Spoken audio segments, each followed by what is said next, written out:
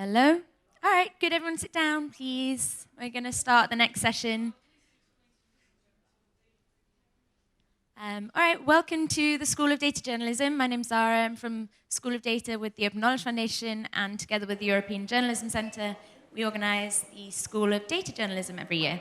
So we just had Linda talking about scraping, and now we have Friedrich talking about large data sets that don't come in tables.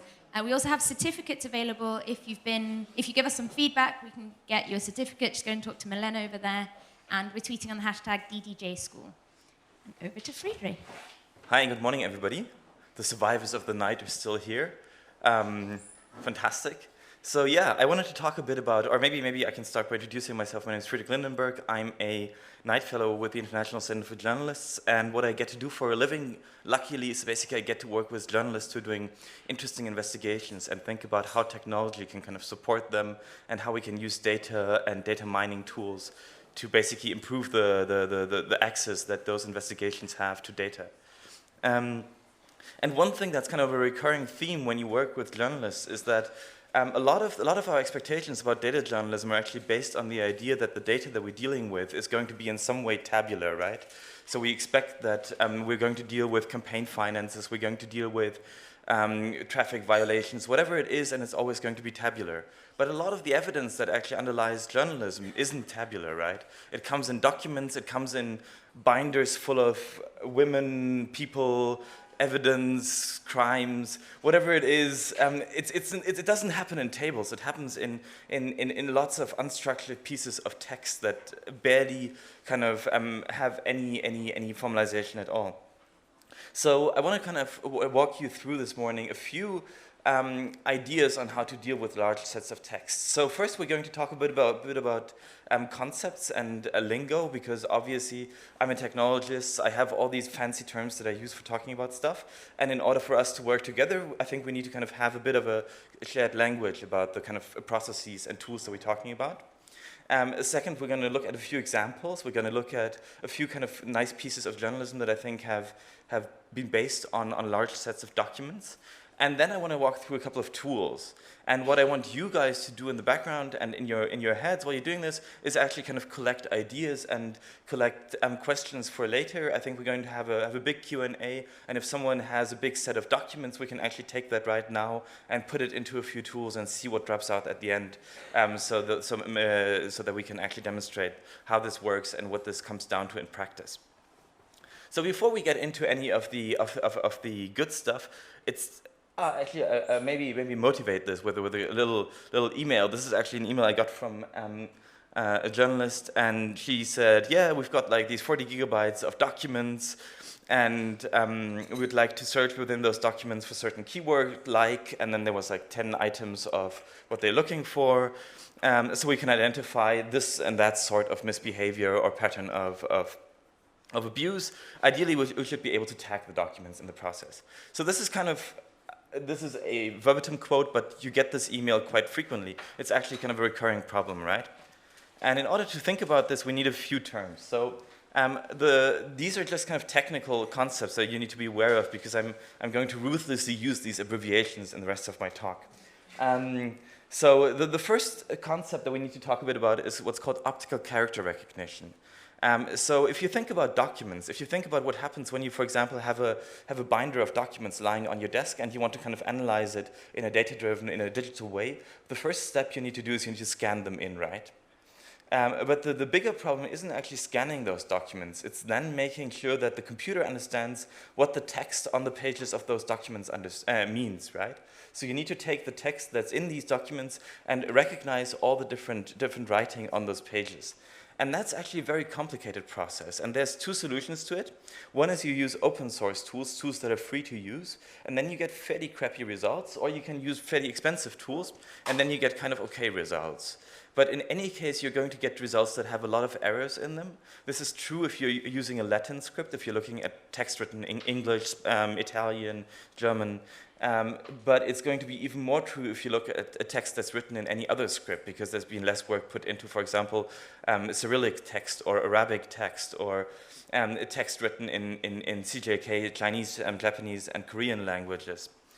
So that's the first kind of hurdle you need to think about if you have a big stash of documents. The second one is just because it keeps coming up in conversation with technologists, I want to point out this area of work which is called natural language processing. And that's just a general umbrella term that describes the idea of using computers to recognize patterns in human language, right? There's probably a long argument to be had about whether computers can ever understand human language, whether you can basically understand language without having perception, knowing what the world looks like. But computers can definitely find patterns in language, and that goes quite far. So you can start off by finding words in language. You can then find sentences. You can find out what types of words am I looking at. Am I looking at a verb or am I looking at a noun? And you can find out, for example, good stuff like what are the people and companies mentioned in a particular piece of text. And that's what's described with the third term here, named entity extraction. It's also called entity extraction or concept extraction. Basically, the idea is that if I give you 100,000 pages of text, can you tell me all the companies that are mentioned in that piece of text? Can you tell me all the people that are mentioned in that piece of text? And there's a number of different ways of trying to do that. But in general, it's kind of a murky business as well, because it works quite well if you're looking at Barack Obama, obviously, but if you're looking at this small-time criminal who might have a name that comes from 2 or 3 different cultural backgrounds, he has like an Eastern European first name and then an African last name, then you're in deep trouble, right? So these things are working better for kind of good big concepts. And the second big problem you have is that if you identify entities, if you identify, for example, some company or some person, how do you know which one you're actually talking about, right? There might be multiple people with the same name, right? Think about John Smith, or I think James Smith is actually the most frequent name.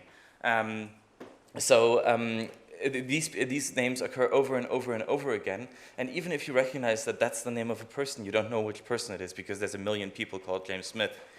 And then the final kind of term that I wanted to run by you before we get into examples is the idea of regular expressions. And regular expressions is something that basically it's a language that you can use to describe text that you're searching. And instead of just searching for a literal piece of text, let's say, who has got a good search bar for me? Copyright. We're going to look for all the things that start with copyright and then contain another five letters. So you can basically start defining what's called patterns. You can start defining imprecise ideas of what kind of text you're looking for. This is used by programmers a lot, and basically any text editing program, whether it's Microsoft Word, whether it's Excel, whether it's any of the Google Docs things, they all have this built in, and it's always a bit hidden. And it's the kind of thing that if you're a journalist, and if you're going to work a lot with kind of looking through sets of text, spending a day on learning how to use regular expressions, or even just an evening with a good bottle of wine, will get you a lot further than you'd ever thought you could carry your text analysis skills. It's actually kind of a secret superpower, and it's not that hard. It just looks very cryptic when you look at regular expressions. That's why we've got this cartoon here. Everybody stand back, I know regular expressions. Everybody who knows regular expressions feels they have this magical power, and they're just waiting for this one situation where they can swing in on a rope and fix the day by typing in a regular expression. Anyway, those were just some concepts that I just wanted to kind of run by you very quickly before we get into some examples. Is anyone terminally confused yet? No, you're all kind of still alive. Okay, good. Fantastic. All right, let's look at a couple of examples. The first example I wanted to show is actually something that I did in 2013 when I was visiting at Spiegel Online, and if you want to learn something cool about data journalism at Spiegel Online, talk to Christina over there.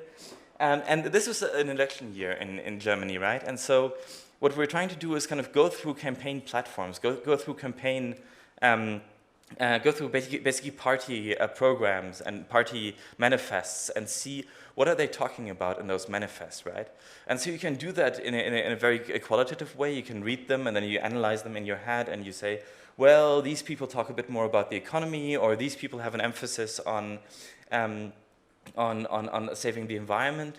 But you can also do it in a more quantitative way. And what we try to do here is basically take every paragraph text in those party platforms, in those manifestos, and basically classify it by which topic does it talk about, and then kind of try and show by those topic clusterings what types of topics are being mentioned, how much by which party.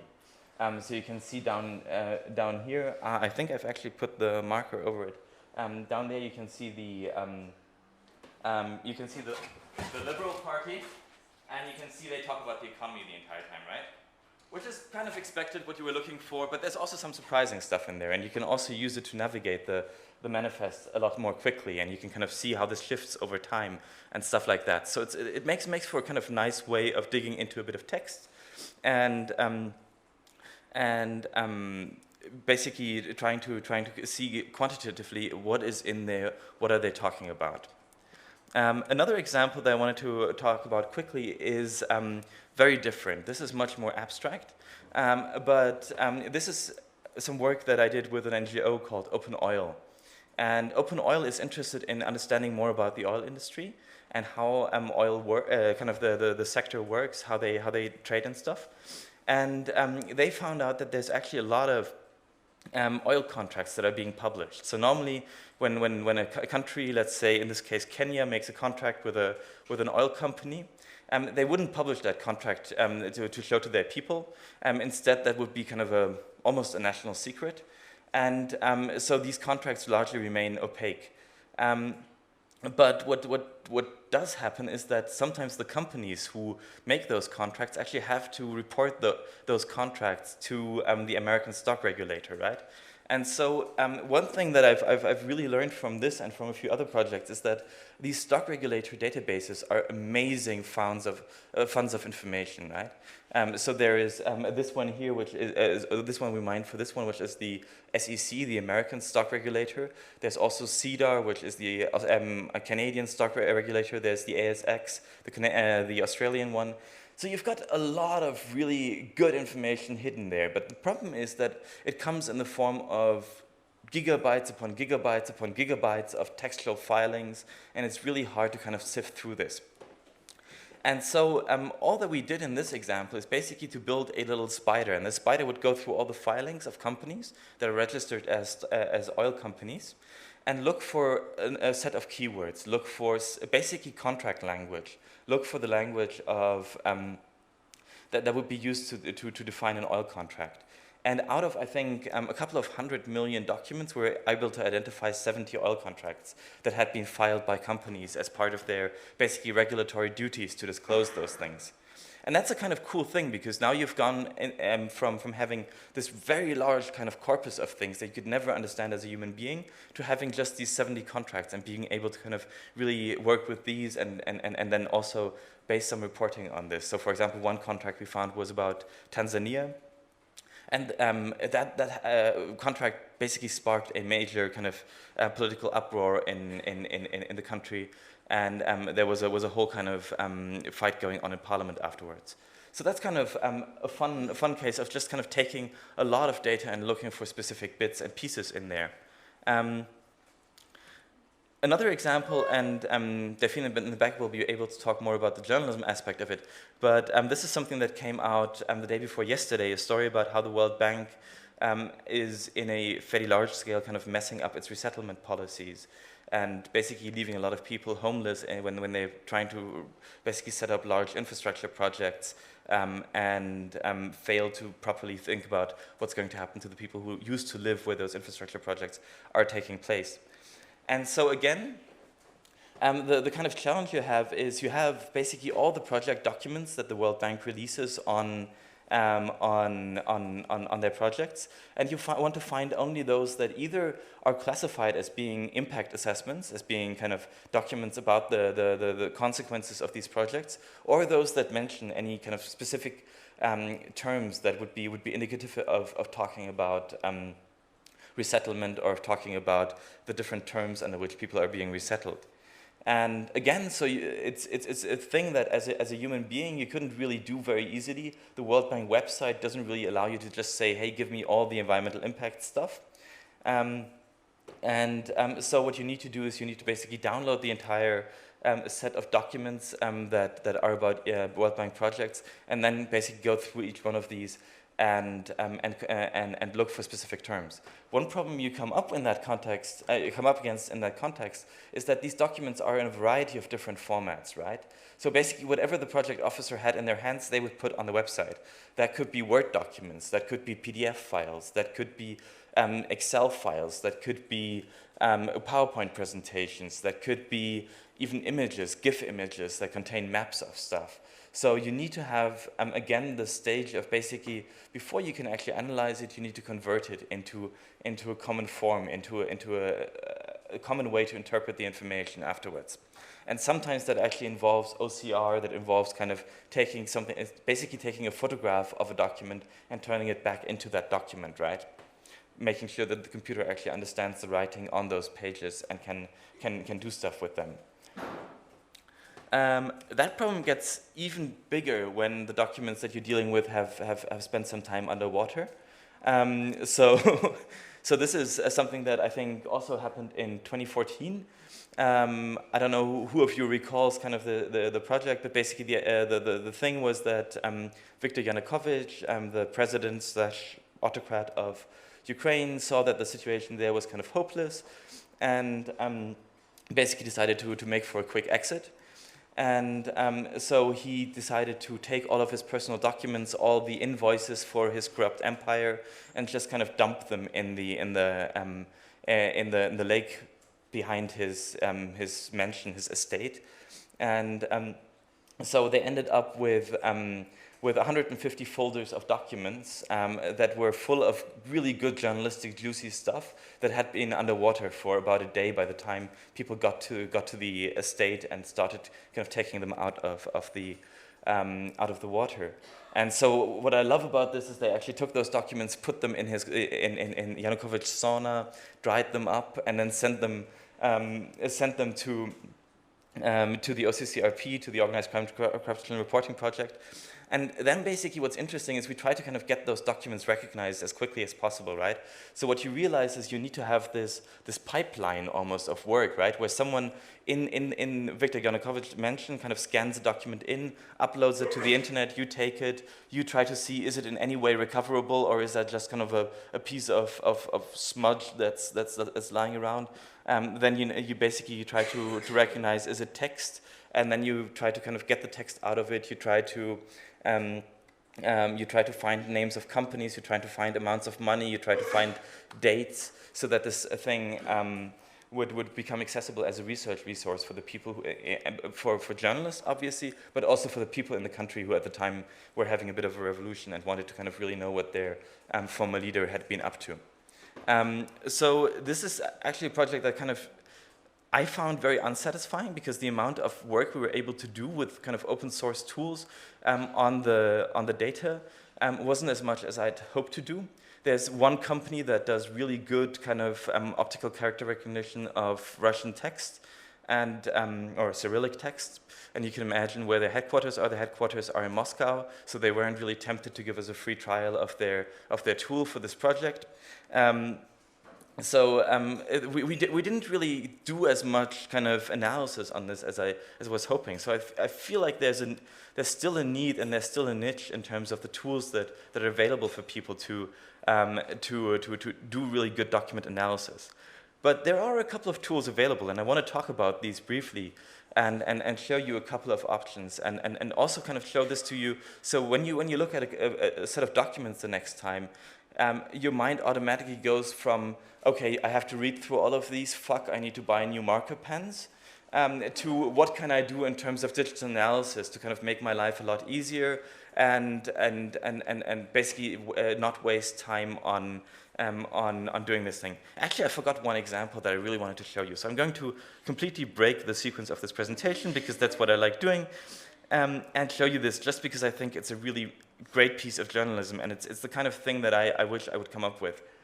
This is something done by The Intercept, and they basically they got reports from the US government on why did the US government give payments to Afghani civilians, right? So whenever the US government kind of fucks up in an interesting way, they would have to basically pay a kind of settlement and to civilians in the country. And so what they do is they don't actually publish that much stuff here. It's just this very long list of pieces of text and the amount of money that was given to it. And I think it's one of the most horrific and impressive documents about the Afghanistan war that has been created, because it just goes between those incredibly mundane things, like someone stealing a jacket of someone else, to later down there destroying the cricket field, also kind of less severe as a crime, 50 mirrors broken, to the kind of really severe stuff that really, where you can see that this war is having an impact on that society and on people on the ground there. And I think it really brings home this this day-to-day reality of the Afghanistan war in a way that I find very impressive. So this is the kind of stuff that I wish we could do more based on large sets of documents, picking out those really poignant pieces and presenting them to our audiences. Up. All right, but let's get back to the more happy stuff, which is tools and technology, because that's always safe. So the first thing that I wanted to talk about is a bit of an overlap case. So in some cases, what we're looking at is actually tables in disguise, right? Governments love to manufacture 50-page reports, and sometimes all the actual kind of useful information in that 50-page report is that one table of 15 lines on page 15, right? And how do we get out that table from a document? How do we get tables out of PDF files? There's a number of solutions to this. Before I go into this one, I want to mention ScraperWiki, which has a really good PDF extraction tool. ScraperWiki.com is the website, and I'm sure Milena is already tweeting it. I want to mention another website called cometdocs.com. That's COMET docs.com. And again, those are hosted services. Basically, you upload a document, and basically then it tries to find all those tables in those documents and send you an Excel file or a CSV file containing all those tables that are in those documents. This has two disadvantages. One is that you're not really able to specify what table you want. It just kind of tries to get them all. And the other one is that you might not really want to upload a document that you've been given by a confidential source to a public web service that you don't know who operates it. In those cases, you don't really want to give those documents out of your hands. And in those cases, you can't use a cloud-hosted service like ScraperWiki or CometDocs. You need to do something that actually runs on your own computer. And that's why I want to point out this tool called Tabular. It was developed by a hacker who worked at La Nación in Argentina. And he basically came up with this very simple tool here for taking a PDF file. I've already kind of loaded it into the tool. And what you're seeing right now looks like a website, but really it's an application that runs on your own computer, but shows up in a browser, because doing stuff for browsers is easier than doing proper Windows. So what you can do here is, for example, I can go through this document. This is a document about the mining industry in Botswana, and I can see here is a table, right? And so what I do next is I'll just kind of take this table and I select the data in the table, and then it will begin a period of intense kind of self-examination, at the end of which I get this table here. And so now it's taken the table that was in the PDF file and it's turned it into something that's already a structured table. I can either copy this to my clipboard, so that I can paste it into Excel, or I can download it as a CSV file, and then I have this table as a file that I could open in any number of tools, from Refine, that, I don't know, are we talking about this year? Probably not, to Excel, to any other kind of spreadsheet program. The big caveat with this is that this often does really good work, but sometimes it fails. And when it fails, it often fails in very subtle and quiet ways. So what you might end up with is a table that looks good and that looks kind of plausible. What's happened is that on kind of line 15, it's gotten the columns wrong. And so what used to be kind of the column for gross imports is now the column for gross exports. And you're basically starting to lie to your readers, right? So what you need to do now is you need to actually go through this stuff, and you need to kind of verify it when you see it coming out of the PDF first. And also in all the later stages of your analysis, I would recommend that you treat stuff that comes out of PDFs basically as really suspicious material, right? If you think about data as kind of sources, this would be the kind of shady guy that comes out of the forest and tells you a story that's almost unbelievable, right? Don't buy it immediately. Treat it with extreme caution, right? Still, we've kind of managed to liberate some data from a table. Any questions on this so far? No? That's something you can do with most more extracting data.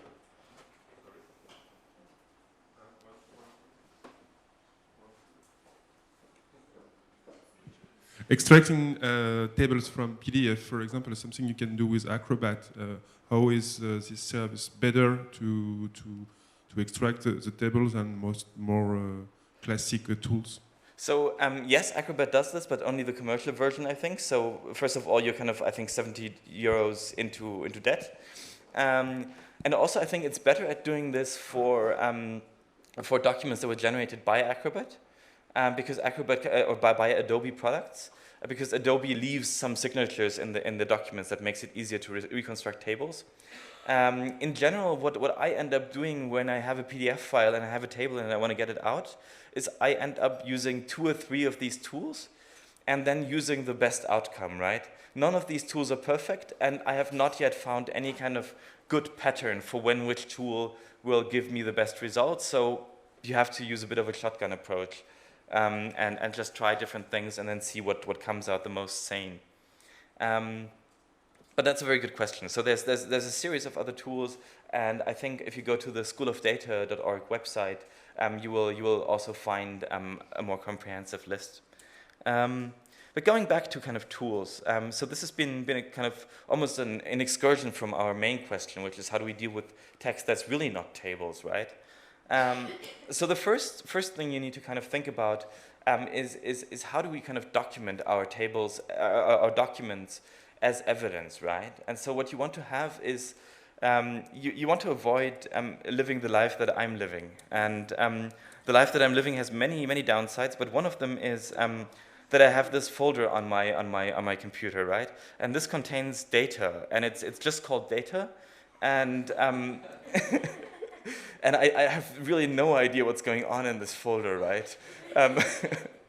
So you really want to avoid living that life, and to avoid living that life, what's kind of a nice approach is you want to kind of upload all of your documents to a place where they're going to be stored in a somewhat systematic way and going to be archived also so that other members of your news organization are going to be able to access them, and then also in a way that people reading your news story can either kind of see them embedded into the story or go through your archives and kind of go through all the evidence that you've accumulated around your story so far as it is kind of publishable, and kind of basically recap how you came to the conclusions that you're presenting in your article. So how do you do that? There's a tool here that's called Document Cloud, and I'm just kind of asking who's ever used Document Cloud or come across it? Okay, a couple of people, fantastic. So Document Cloud is basically an online hosted service that stores documents.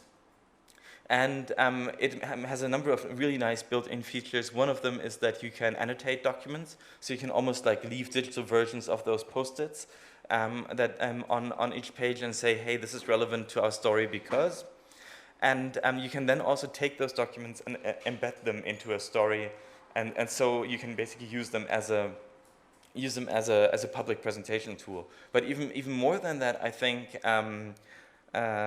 It's a great way for you to build kind of a memory, a kind of an archive for your own organization of all the source materials that you're accumulating over the course of many investigations, right? And what's cool about it is also it supports a very granular system of access control, so that if you have some documents that you believe should remain kind of confidential or should remain limited to a very specific set of people, you can do that. Or if there's documents that you believe everyone in your organization or everyone in the world should be able to see, then you can also do that very easily. The problem with Document Cloud to some extent is that you still have to send a very nice letter with some indication of a bribery to the American IRE, so the Investigative Reporters and Editors Network, who run documentcloud.org, and basically they would like to know that you're actually a journalistic organization, and that you're doing stuff that can be understood as journalism. We're also running another instance that's more specific to an African context at sourceafrica.net, and it's becoming more and more easy to set this up. I'm just waiting for someone to pick it up and say, we're going to make European Document Cloud, or whatever you want to call it. That's just a tool that's really useful, and maybe at the end of it, if you're interested, we can have a quick look at the actual interface, but it's very, very intuitive. That's number one. This really doesn't go a very long way in terms of analyzing documents, though, right? If you want to do that, they will basically send all your documents through a service that's provided by Reuters called OpenNews, and that will find out the names of well-recognized people and companies in those documents. Actually, I should show that quickly.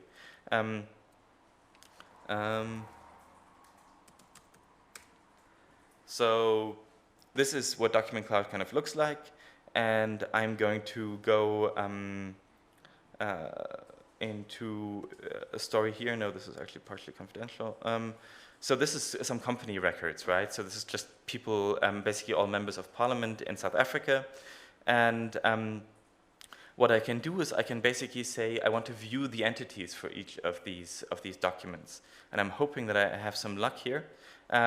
Okay, so in this case I've not been lucky, but you can see that it's already found the Institute of whatever and Temple Valley, and these are recognized as places, and you can see where over the course of this document these things occur.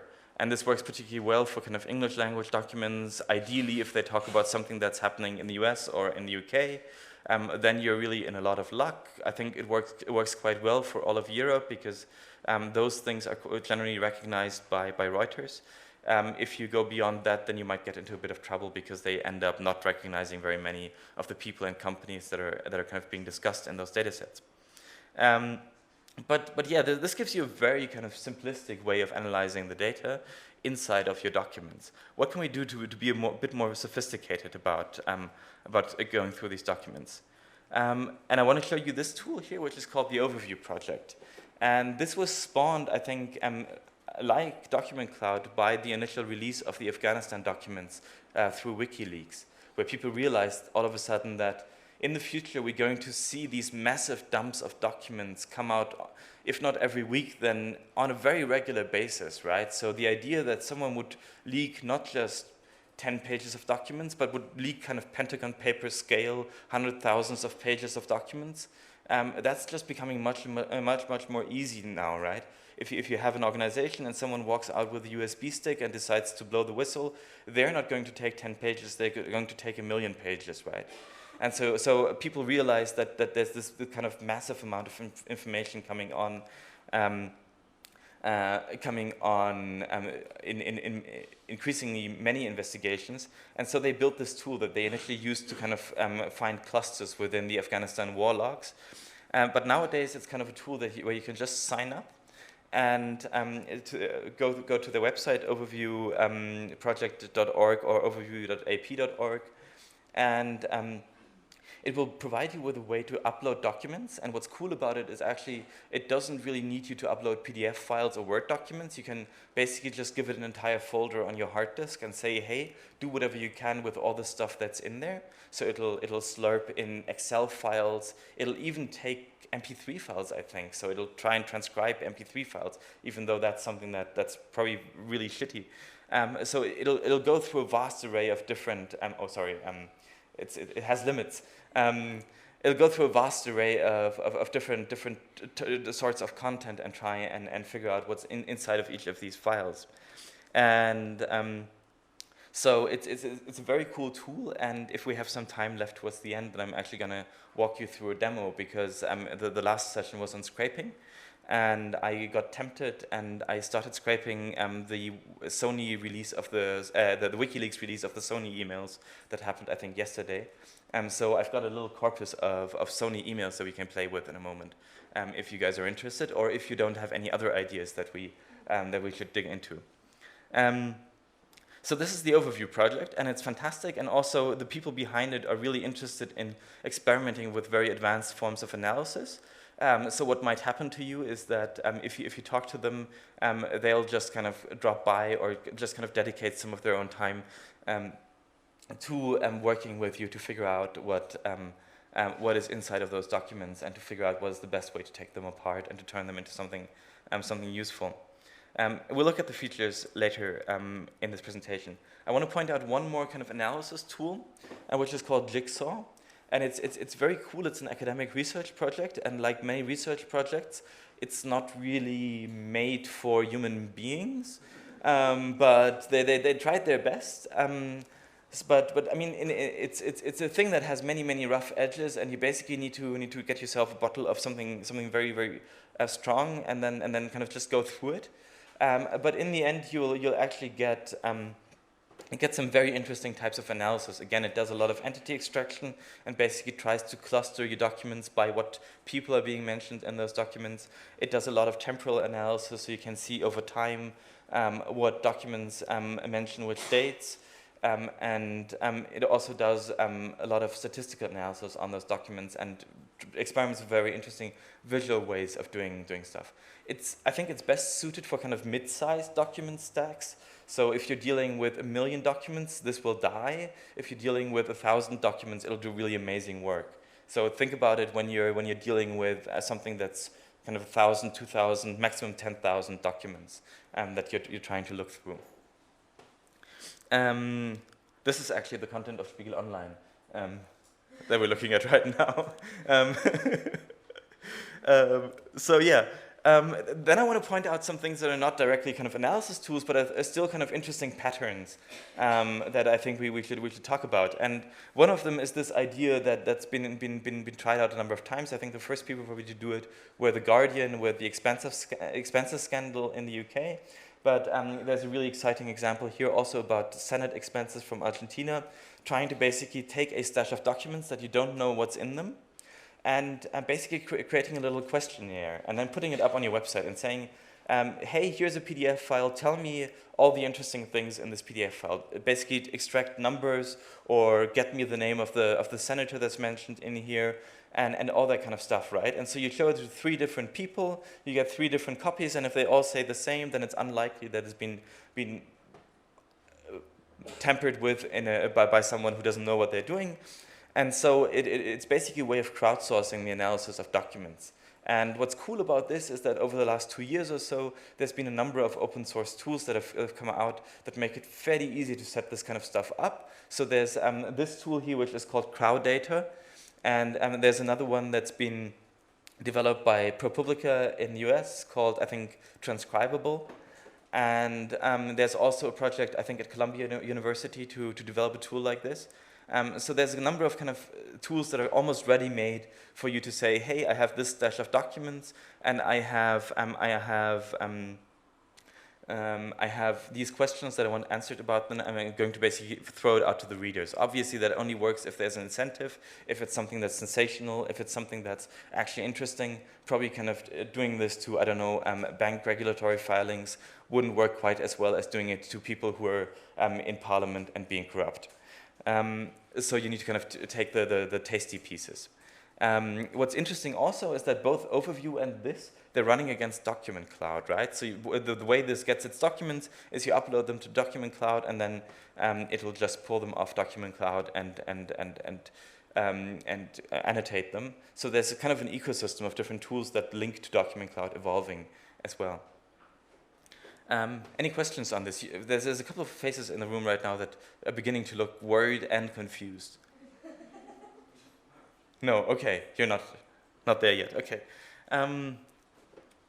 Another thing that I just wanted to point out, and that I haven't seen done in the news yet, is this project, which is done by a British NGO called My Society.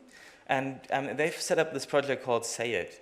And what SayIt is basically, it's a really nice interface, kind of a really nice app for storing for storing speeches. And they started doing this because they were looking at the UK Parliament, and they were looking at basically how to present the Hansard, the official record of the UK Parliament. So they made a really good application for kind of showing the Hansard of the UK Parliament. But what they're talking about now, what I find really interesting, is going at lower levels. So what if, instead of the people who sit in local council meetings, taking minutes in some kind of unstructured forms, they actually attempted to transcribe some of what they're doing into this kind of application, so that at the end we're producing a set of kind of structured minutes about what's happening in local council meetings, or what's happening in residential, or in kind of smaller meetings. So can we think about how small can a meeting be to still be kind of useful to be put in a record like this? And then there's also obviously more and more automated software developing that does transcription. So maybe in 1 year, maybe in 5 years, it won't actually be a matter of someone actually transcribing it. It'll be a matter of someone sitting in a meeting with a laptop and just kind of taking the audio stream as we go. And having that for basically all council meetings or local politics could be really interesting, I think. And I don't think any journalistic organization has dug into this yet. The final thing I wanted to show is a thing that I'm hacking on right now, which is called Aleph. And basically this is also a search tool. We've used it with the ICIJ World Bank investigation, but also I'm using it with some data in South Africa. So we're trying to kind of basically scrape a large set of different news sources. And basically some of them I'm getting every hour, some of them I'm getting every night, some of them I'm getting every month. So it's fairly up to date. And then also making them searchable.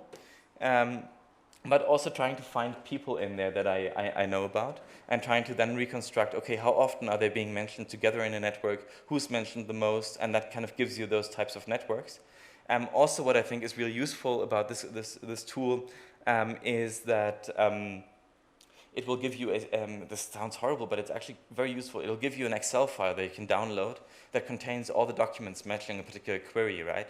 So if you're doing a query and that query is really complex and really comprehensive, then you might be worried that if you just have it open in a browser tab, it's not really easy to go through all the documents and make sure you never close that original window that contained your list. But if you just have an Excel file and you can just basically mark them up, and you can say this one was relevant, this one was a false positive, and you can basically use that to kind of go through all of your research and mark the ones that are relevant and kick out the ones that are not.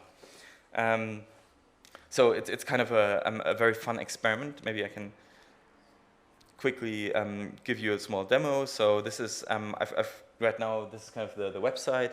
I've filtered it down to only those articles from the Mail and Guardian in South Africa. They're an investigative organization, and they basically write on mostly kind of governance and political stories in South Africa. And you can see immediately the people mentioned in here. Jacob Zuma, the president of South Africa, gets a very honorable mention here. And obviously the kind of patron saint of the country also present. And you can then obviously filter down, drill down, and say, hey, I want to have only those documents that mention Nelson Mandela and the Guptas. The Guptas are kind of a business family in the country. And you can basically go and very easily drill down into those different things. And then obviously I can go and see basically who are the big players in this set of documents and who are the less connected ones. And I can get myself an Excel file that contains all of the documents.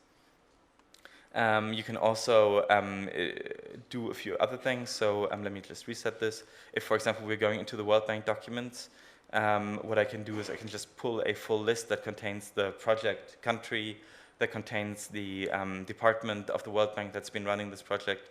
And I can also use that to filter down on the list. So I can say, show me by country, and I want to have only those that relate to Brazil, and now I've filtered down this document set quite significantly.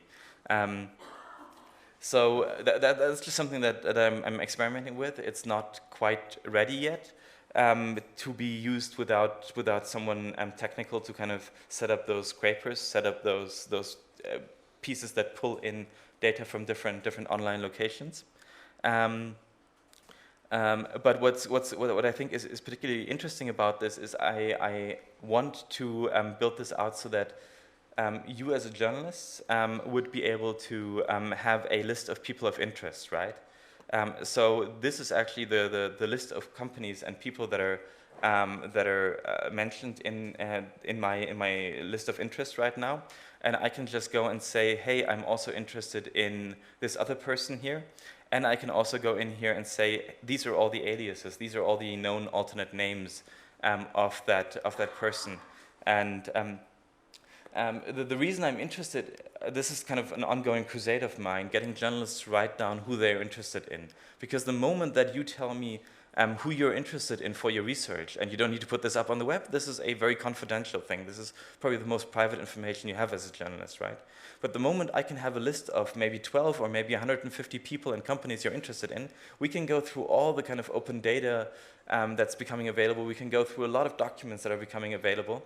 And we can basically make you alerts. We can alert you when there's two of the people you're interested in mentioned in a SEC filing, when there's two people mentioned on the other side of the world somewhere in an interesting list. The problem is if I ask journalists to actually write me down that list, they never do it. So I'm looking for ways to trick you guys into doing it. I basically need to make traps for journalists to accidentally tell me who they're interested in, which is what I do for a living right now. Okay, so that's just showing this kind of experiment. And if you're interested in playing with this, then please come by later and we can talk about it. So that's just a kind of formalized demo of a few things.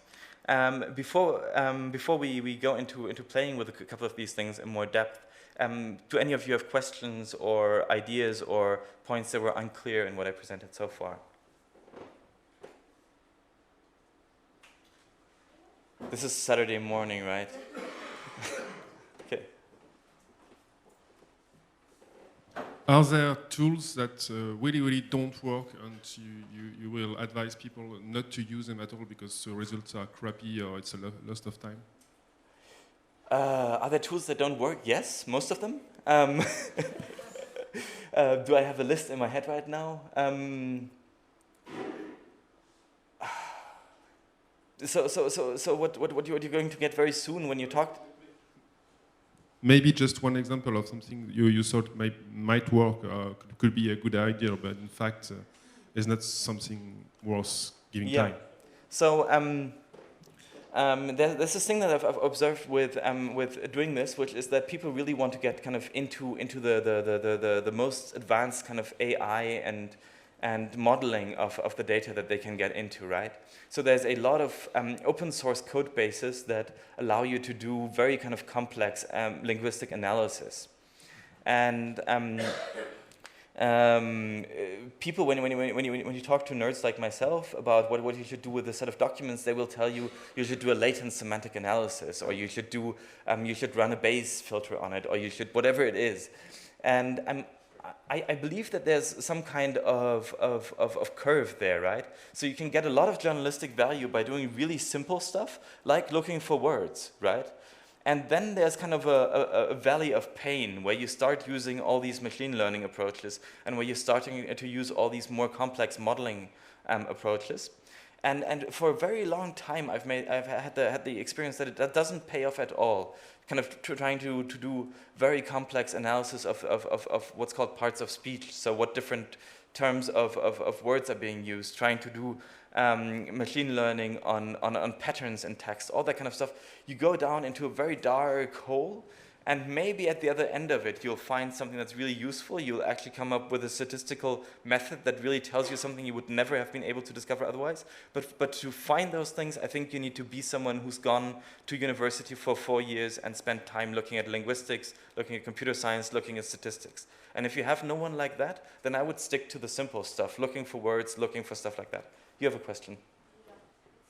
Or a comment? No, it's actually a question, because just from a practical view, where do I know what sort of fallacy to accept? Because if I do the simple stuff, I'm sure there's going to be an error, or there are going to be a couple of errors. And so my question really is, how can I determine when the error is acceptable? Because if I haven't done the last 10%, I don't really know. Oh, yes. So, I mean, I think there's two different types of outcomes you can get from this, right? One is where you're trying to get a quantitative analysis of the terms used in those documents, and I would only recommend that you do that for very small corpora, for very small sets of documents that you actually understand, and that where you know the reason this company is mentioned 10,000 times is actually because it's mentioned 10,000 times, and not it's because it's the company that's in the footer of some of the documents because they produce the PDF files. I've actually had that. I was really happy I found this company in a set of documents that I've never heard about, and I was really happy they mentioned the most at all, and wow, cool. And it turns out they're just kind of the printers company who put their own name in every PDF document. So yeah, that kind of quantitative stuff works only when you have a small corpus that you really understand. I think the other thing that's really useful with this stuff is that it helps you generate lists of leads. So most of the time what you get out of this is you get a big set of documents, and it helps you to drill down to a manageable set of documents, right? You start with 10,000, you end up with 150, and then you go through these 150 by hand and you do journalism on them, right? Whatever that is, I have no idea, obviously. So in that way, it actually doesn't give you many outcomes, and all you're doing is you're basically narrowing down the set of things that you will still have to analyze manually. And I feel good about that, because it means that there's still a human step involved where errors are going to be caught, where people are going to say, hey, hang on a moment, the documents I'm looking at don't really seem to represent the whole thing. So with all of these things, if you're doing analysis on a large body of text, it's always a good idea to just also sit down one afternoon and just pick 10 random documents and look at them and see, are these 10 random documents roughly what I would have expected, what I've been looking at in like the more concise kind of search results that I've been looking at, or is there some systematic error in the analysis that I've done that has maybe excluded one of these 10 documents from ever being represented in them? Does that make sense? That's a bit abstract. Okay. Cool. Yeah. I'm sorry, I have a question from my direct experience. I work about the financial law of Regione Lazio from so many years, and they produce a document with about 700 pages of tables.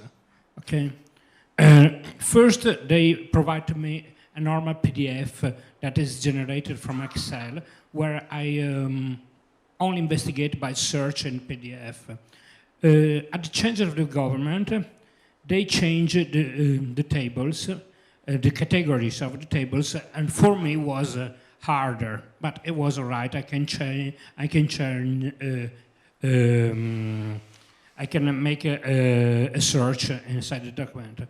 The years later, they give to me a PDF with images table. Don't was just, no, it's not finished, really.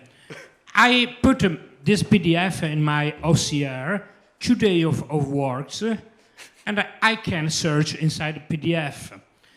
The other years, they make a PDF by images of what was blended, and the OCR don't recognize it. Okay, and for me it was impossible to search inside. All right, this is a public administration of Italy.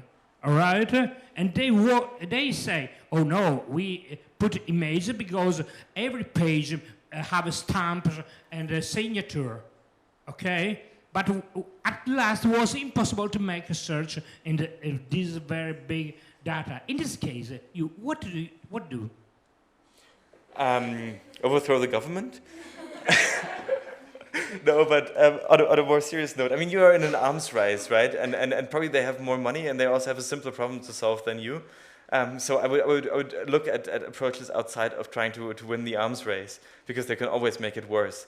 For the moment, something that might be interesting to you is getting in touch with a group of scientists, actually. So they're running this project called the Content Mine. And what their goal is to basically get data out of scientific papers. And they're trying to use very sophisticated analysis of images, basically to reconstruct graphs and to reconstruct tables from scientific papers.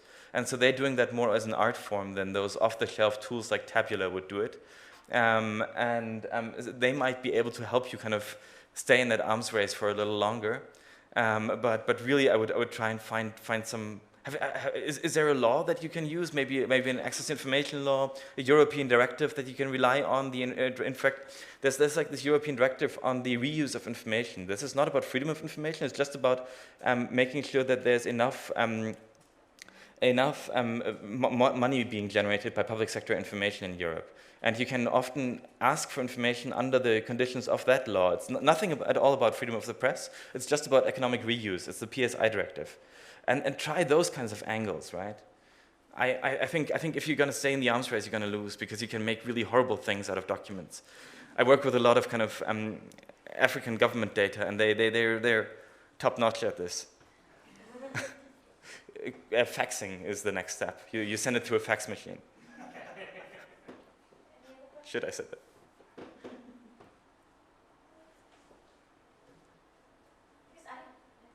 You have one. What are the lessons? So you've worked on lots of different projects. What are the lessons that you've learned, or like, do you have any interesting examples of times when you've thought that something would work and you've tried it for a really long time, and then like the example that you gave of finding the company name in the footer and actually thinking it was a really big story. Are there any other? I just find them interesting. Examples. Yeah, I think the most surprising thing to me is that how good the stupid stuff works and how badly the sophisticated stuff works. So kind of I made a bet with your former boss about the oil contracts thing, right? I was trying to use this really sophisticated machine learning approach. Basically, I was trying to build a spam filter for oil contracts. And he was saying, here's 15 terms and look for them. And he won so clearly on that bet, it wasn't even funny. So, yeah. That's one thing that I find interesting. The other thing is keep a good audit trail. So that's the thing that I've learned is sometimes I end up kind of mining myself into a corner. I make like a version of the document that I've downloaded, then I make a version where I've kind of maybe turned it into text files, then I make a version where I've removed all the accents so I can look for stuff more easily, then I make a version that, I don't know, all the font is in green. And by the end of it, I really don't have any kind of audit trail as to where the information came from and what different things I have specifically done to it in order to make it do my thing. And kind of keeping an audit trail on documents seems to be a big thing. And I think something like Document Cloud is a useful tool in that regard. And yeah. I have just one question and one suggestion. Okay. Regarding your problem.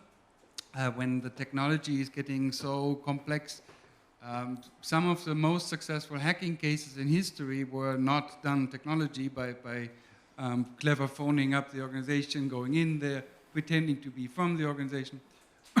My point is, sometimes we find people in these organizations, the statistical collections, that would like to help us.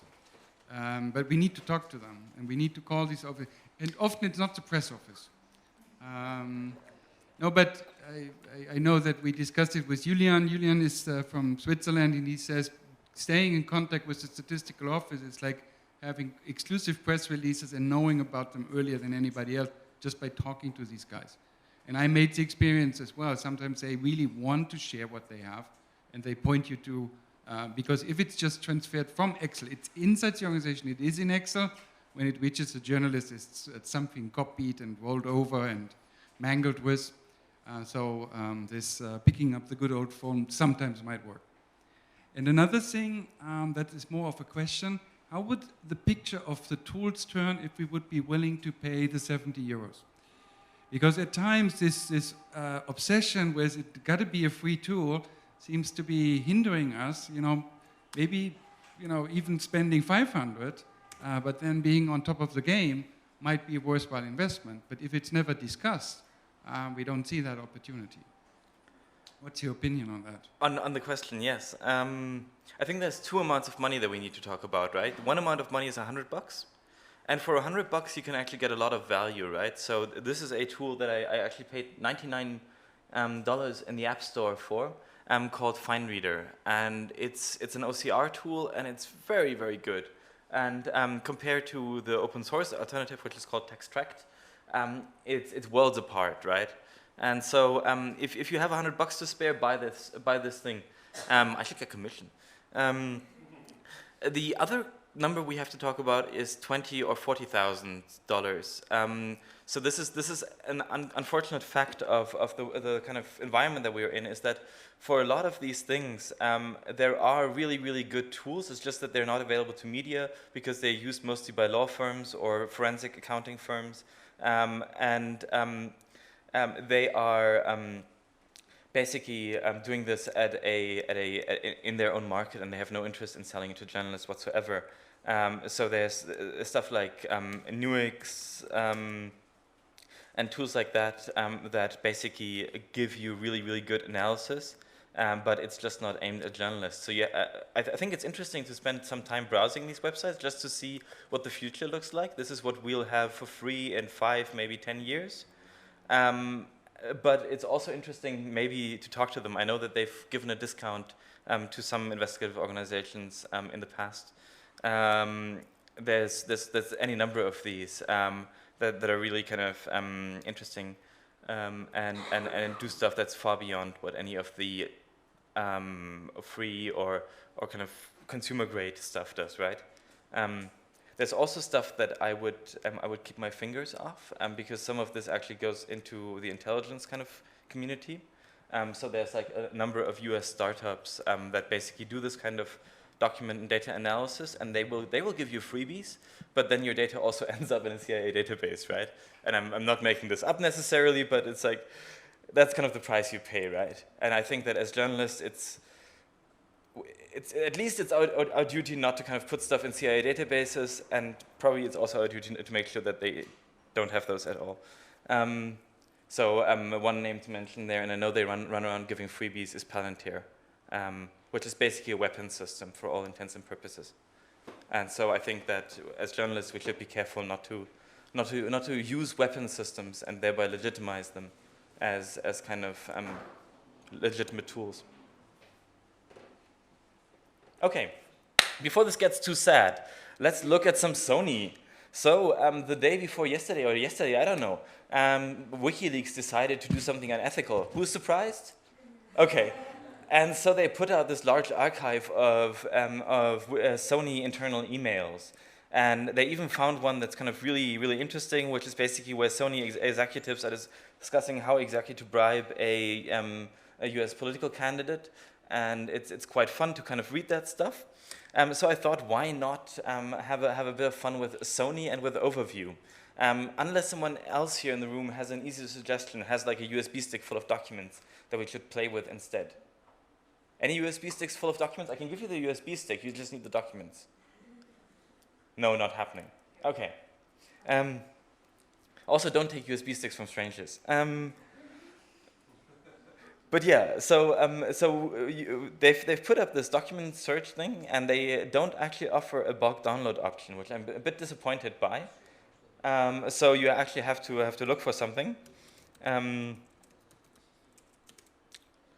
But then you realize that these are all the documents from the Sony leaks that relate to copyright, but you realize that they've actually numbered all of these emails. So what you can do instead is you can just go through and say, I want email number 1, I want email number 2, I want email number 3. This is what we talked about in the last session, right? Scraping documents just by kind of figuring out what the systematic is in which they're being stored. So I made a little scraper script. It's still running here. I'm at 10,000 documents, fantastic. But I've uploaded a sample of, I think, 5,000 of those documents. And for those who want to follow along, this is the URL where you can download that little sample of Sony emails. Okay, yeah, we'll not talk about anyway. So if you're interested in playing along, take that down now. It's bit.ly/IJF15 Sony. Anyone still typing? Okay. You're done. Fantastic. So what I wanted to do with you guys was to basically sit down and play a bit with the overview tool, because it gives a nice sense of what these tools are like, because it's really scary at first, and then you discover that it's actually quite simple, right? So what I can do here is there's a number of ways to get documents in there. Let me actually make this whole thing a bit bigger, and also I have much more screen here. I have a number of ways of getting documents in here. This upload files thing is what I mentioned before, which basically also allows you to specify an entire folder of emails. In this case, what you'll have received if you download this link is a CSV file. It's basically a spreadsheet that contains all of those emails. So I'm going to click on import here, and so it gives me this little import screen. Actually, sorry, this is horrible what I've done just now. I'm already logged in here. If I go at this as a newcomer in a fresh browser window, what I will get obviously is a sign up thing. So you need to sign up, leave all of your personal information at the doorstep, and then you will get in. But I think it's free because it's paid for by some funny foundation, and so you can get an account very easily here. So if you signed up, you can upload a CSV file. So I'm just going to choose the Sony documents that I had here, probably under S. Sony emails, 6 megabytes of them. Open them. Apologies. So now it's asking me a couple of questions about these files, and these are actually quite useful questions, because later on you might see some weird stuff happening in your analysis if you have data that's faulty in a particular way. So for example, what it allows you to do is to specify words that are not supposed to be analyzed at all, right? So for example, if you have a document set and every page contains that company name from the printing company that printed the original page, you can just type in that name of the printing company, and it'll just take that out entirely and never ever show you that particular word again. So that's a way of basically removing some words. Also, it's fairly important that you specify the language here, and I'm seeing it does Italian. But if there's a language that you're trying to analyze documents in that's not here, again, the guys that are running this are really friendly. Get in touch with them. They'll often do it within a couple of hours. So that should be quite easy. And it's also showing me a bit of a preview of my data, but I'm just going to press upload now. And what's going to happen now is that we're going to have this awkward pause where 7 megabytes of stuff try to make it through the conference Wi-Fi into the internet. But basically, they're trying to provide a tool that would work at relatively massive scale. So I think their goal is for you to make it really easy for journalists who have no technical experience to work with around 1 million documents. And 1 million documents is in most cases the most you're going to end up with anyway, except if you're actually crawling something that's so massive that you'll need some technical assistance anyway. They're actually on the way to kind of make this into a fairly consistent big data tool. Also, maybe while we're waiting, another thing they're trying to do is to make this into a modular thing, so that you could basically plug in a number of analysis tools on top of their database. So that, for example, if you wanted to understand the timelines, or if you wanted to understand the geographic information contained in a data set, that would basically all be possible through a set of plugins. Any questions? Please help me out here.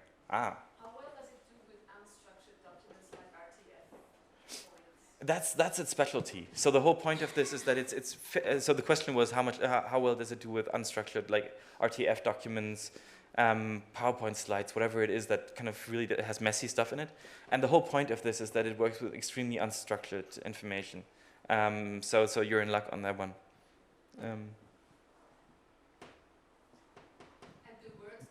exclude, can I play with that later on, or do I have to specify them first? I'm not entirely sure, but I think you have to specify them at the beginning.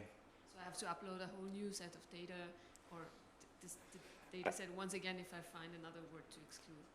I've tried it a couple of times, and that's what I ended up doing, yes. Yeah, I mean, if that's a thing that actually occurs to you, again, send them an email, tell them your tool sucks because, yeah. Or maybe you can find a nicer version to put it, but.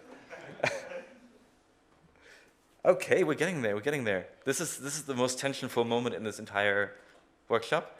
Oh no, it's importing. What do you mean by that? Well, it seems to be reasonably quick. Okay, fantastic. So now I've got this document set here called Sony Emails.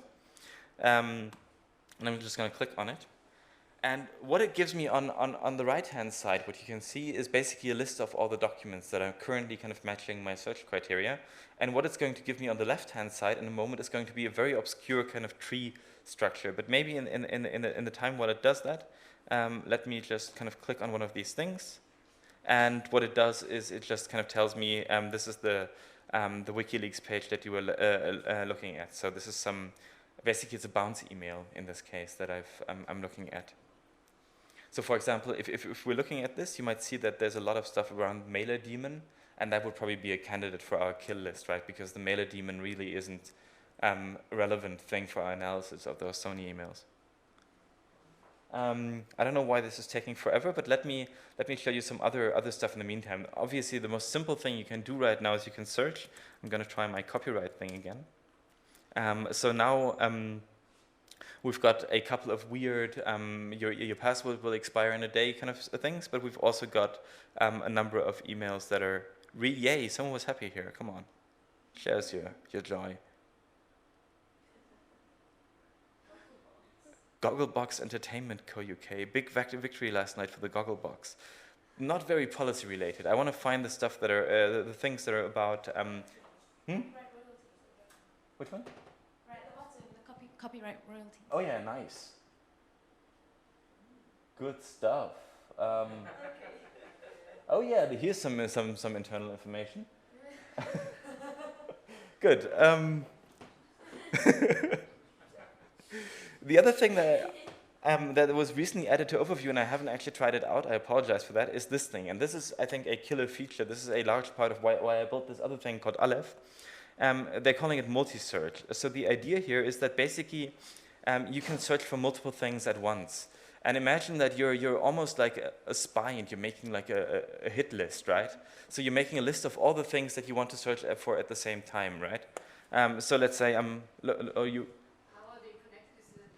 it's an or, but you can actually type and as well, but like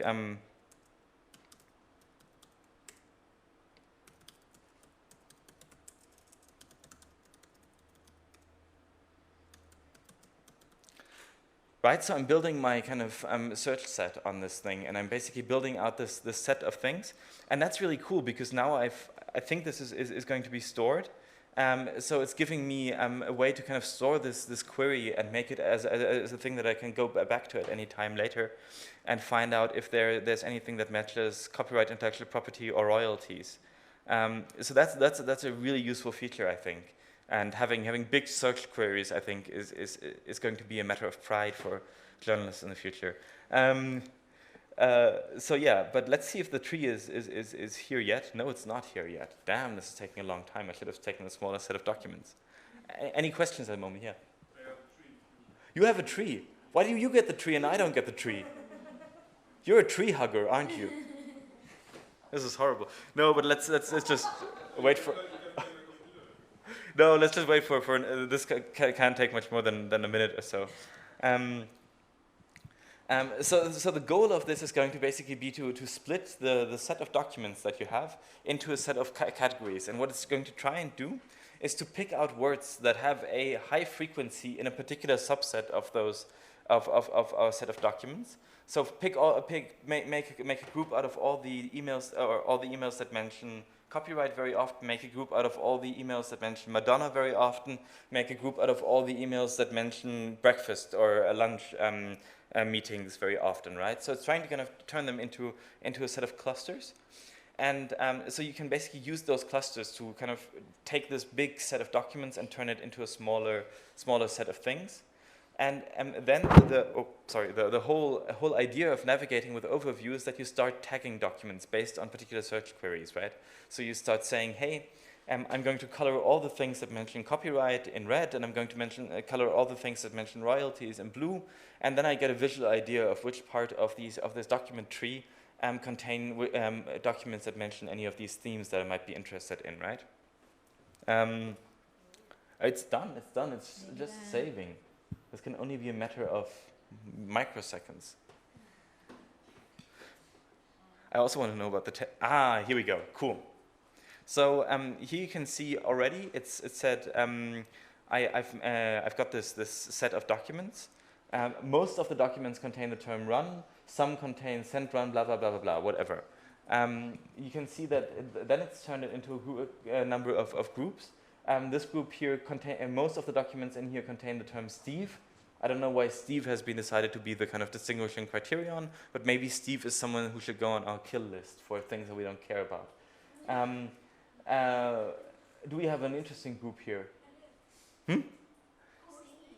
Poor Steve, yeah. Arkansas Paula has turned into a group. Actually, I'm interested in her. Let's see what's going on here. So now I've clicked on this part of the tree, and you can see over here the right panel is now constrained to only those documents which are in this subpart of the tree. And I can even go down here. Most of them mention Sony Xperia, LTE network. Just to be clear, what I've done is I've downloaded probably about 10% of the entire Sony corpus of emails, right? So this thing probably has a very strong bias towards some poor person whose email box came first, right? Yeah, we can go in here. We've got the Sony Expedia category now, and again we can basically start tagging this thing. I can create a tag that's, for example, copyright.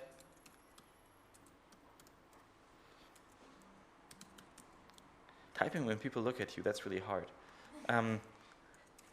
What else can I look for? So now it's, why is it not doing that? So that means all the documents in that, okay. That's what it should mean. I'm not sure it does mean that right now.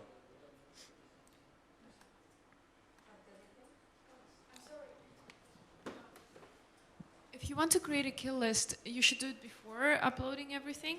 Let's actually find that out right now, whether there's a way of dealing with our kill list later.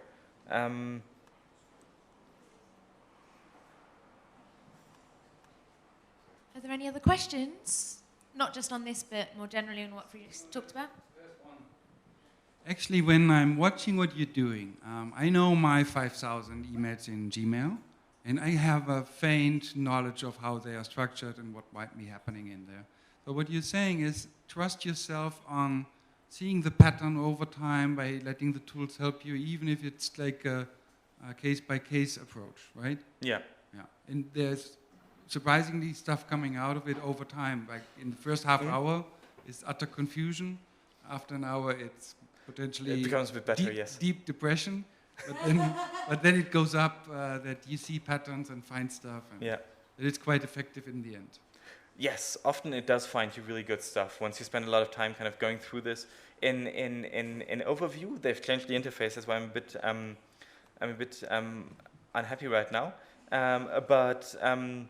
The whole trick is starting to make these tags and basically filtering down until you're coming down to a set of things that actually interest you, or where most of the documents in the set are interesting to you. And then it really helps you to structure these into a set of categories that you can then go through very quickly thanks to this kind of document viewer thing here. So yeah, it takes some time to kind of make yourself at home in this thing. Any further questions right now? Yeah, it's time, sorry. So thanks very much. Any last questions before we wrap up? All right. Gonna Thanks. put up my Twitter handle, or if you put anything before that and .org after that, then it's my email address. Right. So yeah, cool. Thank you. Thanks, Friedrich.